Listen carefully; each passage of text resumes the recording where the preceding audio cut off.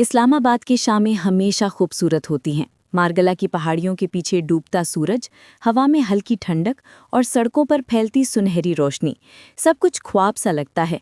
मगर कभी कभी इन ख्वाबों में भी उदासी छुप जाती है, जैसे किसी दिल की कहानी हवा में तहलील हो गई हो। आयशा हमेशा कहती थी कि इस्लामाबाद का मौसम उसके दिल जैसा है, खामोश, नर्म, मगर अंदर से तूफानों से भरा हुआ। वो फाइन आर्ट्स की स्टूडेंट थी। उसके रंग, उसके ब्रश, उसकी तस्वीरें, सब में एक अजीब उदासी छुपी होती थी।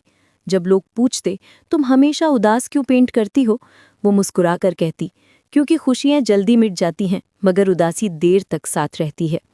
एक दिन यूनिवर्सिटी के कैफ़े में उसकी मुलाकात हारिस से हुई। हारिस इंजीनियरिंग का तालिब इल्म था, हंसता मुस्कुराता, जिंदगी से भरा हुआ, और सबसे बढ़कर वो आयशा के बरक्स था। जहां आयशा खामोश थी वहां वो बातूनी था, जहां आयशा के चेहरे पर सुकूत था वहां उसके चेहरे पर रोशनी थी। पहली बात मामूली थी, मगर इसके बाद बातें बढ़ती गईं।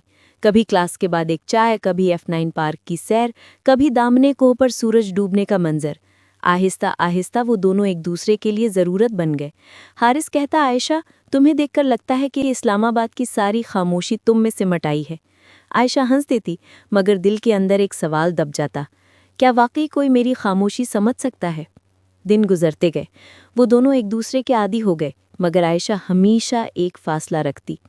एक दिन हारिस ने पूछा, तुम अपने दिल की दीवारें क्यों नहीं गिरने देती? आयशा ने आहिस्ता से कहा, क्योंकि जब दीवारें गिरती हैं तो लोग चले जाते हैं और फिर बहुत खालीपन रह जाता है। फिर एक दिन वो लम्हा आया जिसका खौफ आयशा को शुरू से था।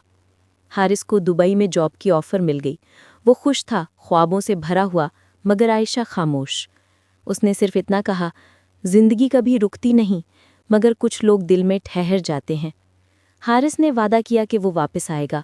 वो कहता रहा, ये फासला आर्जी है, तुम मेरा यकीन रखना। आयशा ने मुस्कुराकर सर हिलाया, मगर उसकी आंखों में वो चमक नहीं थी जो कभी थी। वक्त गुजरता गया, मौसम बदला, बारिशें आईं, दरख्तों ने नए पत्ते निकाले, मगर आयशा के दिन वहीं के वहीं ठहर गए। वो अभी यूनिवर्सिटी जाती थी, मगर उसके रंग मध्यम हो गए थे। वो अभी तस्वीरें बनाती थी, मगर उनमें रोशनी कम, साए ज़्यादा होने लगे। एक दिन दामने कोह पर बैठे हुए उसने हारिस का पुराना मैसेज पढ़ा, तुम जहाँ भी होगी मैं तुम्हारे रंगों में रहूँगा। वो आसमान की तरफ देखकर मुस्कुराई और आंखें बंद कर लीं। हवा में एक नमी थी, जैसे पहाड़ भी उसके साथ रो रहे हों। कुछ महीने बाद हारिस वापस आया, मगर बहुत देर से।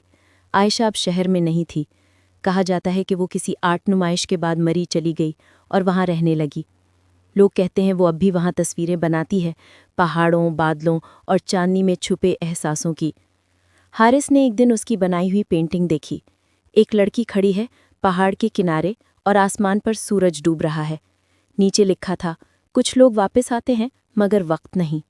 इस्लामाबाद आज भी वैसा ही है, खूबसूरत, पुरसुकून, मगर कहीं किसी गोशे में आयशा की उदासी अब भी बसती है।